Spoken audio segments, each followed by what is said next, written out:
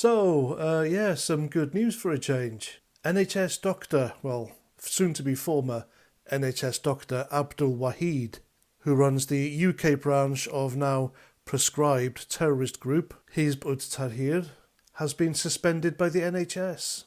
Now, this guy appeared on Piers Morgan's Uncensored show on Talk Radio TV just before Christmas and repeatedly refused to condemn Hamas's terrorist attack in Israel on October the 7th last year, despite Piers Morgan asking him repeatedly. Of course, when these people fail to condemn terrorist attacks, they endorse it, don't they? And this guy has been on YouTube saying the most disgusting things about minority communities whom the left usually champion. So yeah, all this stuff must be sending all the woke bandits' brains into a frothy, melty mess. So anyway, London NHS said in a statement, "We can confirm that Dr. Wahid Shaida has been suspended from the NHS primary care performers list."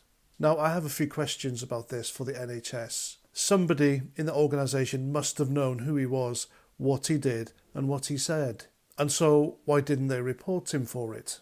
And if they did report him for it, why didn't the NHS act? And why did it take a petition, which I shared on social media, and signed by thousands of concerned British citizens, why it took that for the NHS to do anything? Now, I can guarantee you folks, if it was a doctor who supported Tommy Robinson, say, then he'd have been thrown out on his ear, sacked on day one. You know it, and I know it. But for some reason, the pro-terror free plasticine lot, they get a free pass, don't they? And so, how many people like Dr. Abdul Wahid are there in the NHS? Remember, the NHS is a huge organisation.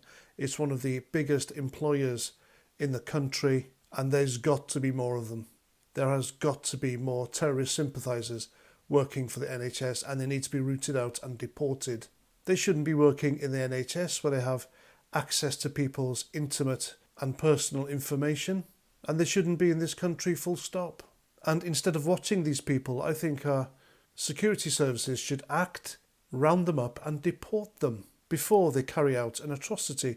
Remember last year during the Free Plasticine marches in London, this terror group, Hizb ut-Tahrir, they were stood in street corners calling for jihad against Israel. And jihad can only mean one thing, and not the various explanations as given by the cowardly Met Police when they pretended not to know what it meant. So there we go. I think it's for everyone's safety that this guy was suspended, and he can't come back now. He simply can't work as a doctor after this. But my main concern are there are likely many more like him in the NHS, and it shouldn't take a petition to root these people out. So there we go. I'm Paz49. Thanks for listening, and until the next time, Roger Trout.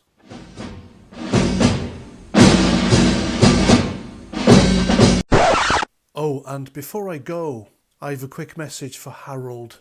Now, Harold is a big fan of my channel and an avid viewer. And so as a tribute to Harold, I think I should return the favour and talk about a convicted Nazi and a certain lady of the night. Like Harold says, it's only right that people should know.